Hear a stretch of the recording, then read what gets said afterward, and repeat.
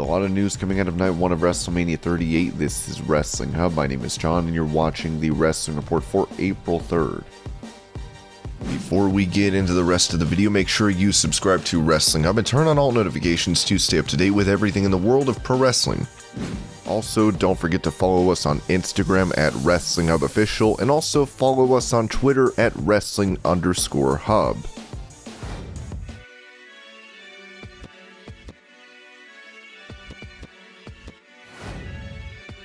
For night 1 of Mania 38, Cody Rhodes would make his return to WWE, taking on and defeating Seth Rollins. Talking to the Ring of Wrestling show, Cody detailed why Rollins was picked to face him. Could have been nobody else. Seth walked in the ring in Kalamazoo, Michigan, in his first live event loop ever coming off of Florida Championship Wrestling, and it was against me. Dayton, Ohio, at the Nutter Center, his first dark match on television, and it was against me. The Shield versus the Rhodes, which I blocked those matches out of my head and then realized, man, these were special and something, and it was him then. I can honestly say that it needed to be Seth Rollins, and I am not insulting Rollins. I heard so much about Dusty's kids at NXT to the point where, what about his real kids? What about his actual kids? And again, slow learner. Maybe it took me a little bit while, but to be able to walk out there and earn his respect, and he earned mine once more, and this is a different man now. This guy has been to the top of the mountain. It couldn't have been anyone else. Cody went on to mention how Vince McMahon played a vital role in his comeback. One of the most special parts of it was Bruce and Vince flew down to meet me. If that meeting had not led to anything, if it was just a conversation about wrestling or sports entertainment, it would have been great closure for the last loop, because I left here on the worst of terms. I talked all the smack on earth, but none of it mattered. It was just a case of Vince telling me, you went out and did it. I remember saying I have to be me. It has to be Kingdom. It has to be the American Nightmare. All of it. To hear Vince say, well, it's not broke. That's what we're buying. Felt like vindication. It felt so good. You spend all this time trying to prove people wrong who doubted you, prove people right who were on board with you. But on that moment, it was just closure on the first loop, and excitement for what's next. I'm going to talk about it on Raw. Also, during an interview with Variety, Rhodes would speak about his nerves heading into the event. Everyone who knows has asked me how I'm feeling. If I'm really excited, the answer I kind of keep giving everybody is it's just a really heavy feeling. When I first got into wrestling, I was solely in the WWE system, and I had that dream of getting to the top. And then dreams are like rivers, as the Garth Brooks song goes, and it veered and it changed. Then we were able to do what we were able to do with AEW, and that's something that I'm very proud of. But to be able to revisit the thing that I set out to do in the first place when I didn't think I would get the chance is just heavy. Even now, think about it as heavy. So yeah, all the feelings, happy, excited, pressure, responsibility, all of it, but I don't know how I will feel until I'm out there. It just seems like kind of a culmination of my whole career, but I don't want to jinx it. I don't want to put any hyperbole there, but it's the biggest crowd in wrestling. It's returning as me in something that I built and nobody else built, and that's the ultimate vindication. Rhodes would also take to Twitter to write, wrestling is a love story.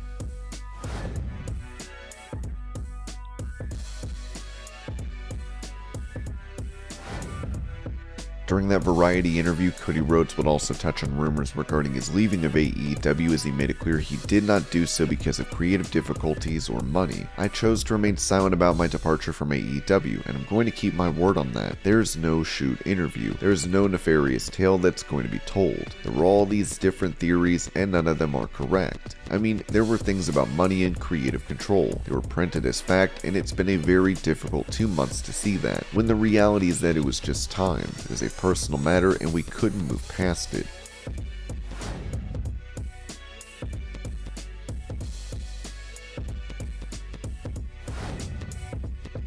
Given the popularity of WWE and WrestleMania, it's hard not to see Vince McMahon as the greatest promoter in pro wrestling. On the Mark Andrews podcast, Paul Heyman explained why this is the case. While Vincent Kennedy McMahon is the wealthiest, and it is a business. If you go by stock options, control of that stock, control of publicly traded company, distribution of the product that you control, and sheer cash assets, then the answer to that question is Vincent Kennedy McMahon. If you're talking about who can lay out the great scenarios, who is the the greatest creative mind in the history of the industry, that's a different discussion. But just in terms of success, the answer is going to be Vince McMahon. It's not like he invested in crypto 3 years ago and he went from $4 to $50,000. He's been doing this, the undisputed czar of the industry, against all challengers for 40 years. And with the exception of a couple of times that he got knocked down by competitors, and that competitor happens to be a multi-billion-dollar conglomerate with multiple networks backing it up and a practically unlimited checkbook, which is fine by the way. Hey, that's the world. If Coca-Cola or Pepsi or whoever decided to start a sports entertainment league tomorrow, that's the competitor. You've got to beat them, or they're going to beat you. That's,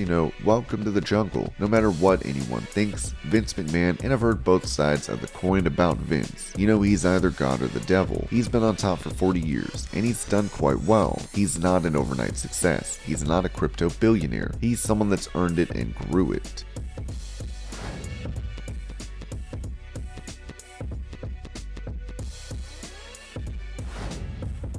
Staying on the topic of all-time greats, Kurt Angle took to his podcast to recall John Cena inducting him into the Hall of Fame, explaining why Cena is the greatest WWE superstar. I heard that Steve wasn't going to be available, but I wanted to give out my choices: Undertaker, Cena, and Steve Austin. Any of those three. I would have loved to induct me. John was great, because what I love about John is I consider him the greatest WWE superstar of all time. He's won 15 WWE World titles, the only person in history to do that. He has a great look. What he's done for the business, he stayed clean. He hardly ever got injured. He was consistent. He had a really long run. John Cena, I consider him the greatest WWE superstar of all time. And it was a really proud moment being inducted by him. John was a really well-spoken, very intelligent person.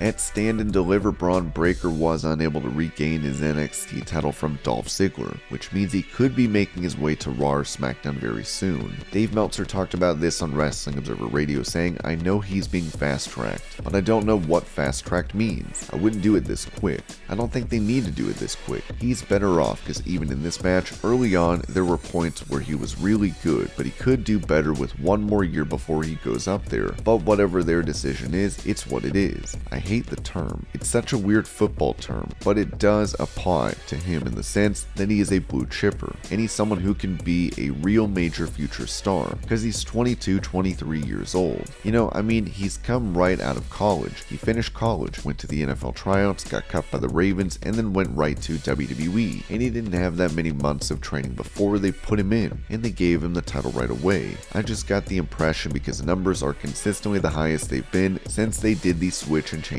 everything up, and they were floundering, and in one thing they found success, and they tried to put, they tried with AJ Styles and with a bunch of people. It really wasn't doing well. The numbers were doing terrible, but the one with Bron Breakker, it's improving.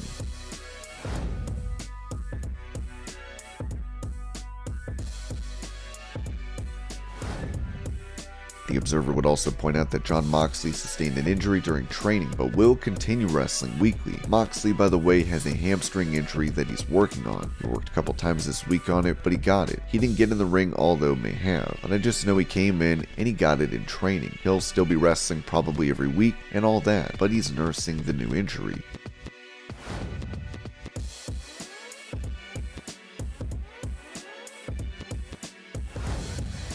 At Mania, Charlotte Flair would successfully defend her SmackDown Women's Championship against Ronda Rousey in controversial fashion. Dave Meltzer would reveal that Rousey returning to WWE in time for Mania came at the expense of Sasha Banks, because Banks would seem to be the one, when the whole thing started, it was always clear when they put the rosters together for this year, it was Charlotte Flair, Sasha Banks, and Becky Lynch and Bianca Belair as the big programs. But then Ronda Rousey came back, so she kinda got that Sasha Banks spot. So Sasha Banks kinda just been twirling around, waiting, and maybe the tag team thing is where she's gonna go, for house shows.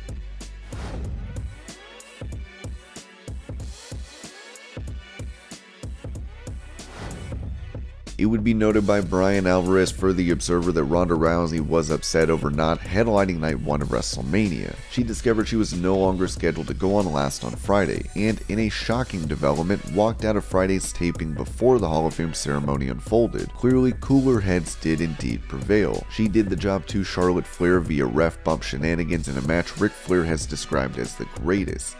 Ronda Rousey would respond to this claim on Twitter, writing, "I don't know where these reports come from, but it was an absolute honor to perform under Steve Austin at WrestleMania in Texas. I wasn't at Hall of Fame because I have a 6-month-old baby I had to put to sleep early. People are literally creating drama out of thin air."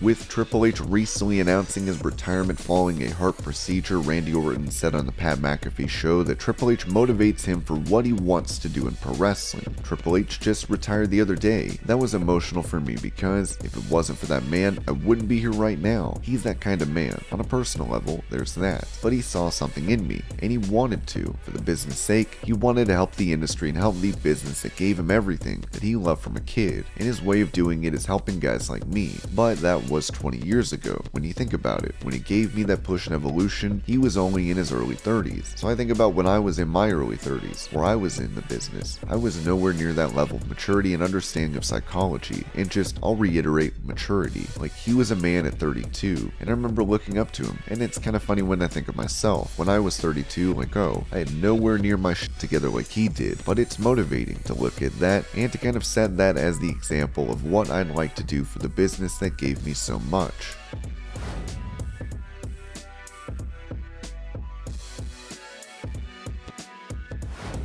Cody Rhodes would also reveal on the Ring of Wrestling podcast the details surrounding his WWE contract. It's maybe the most complex document or contract ever drawn up in the history of our game, but full commitment. Full multi-year commitment, not a part-time deal. It's back to what I used to do every day on the road. These people were wonderful enough to get me a bus so that my family could be with me, and I got everyone, all of them, here tonight. They bet on me, so I'm gonna bet on WWE, and I'm really looking forward to it.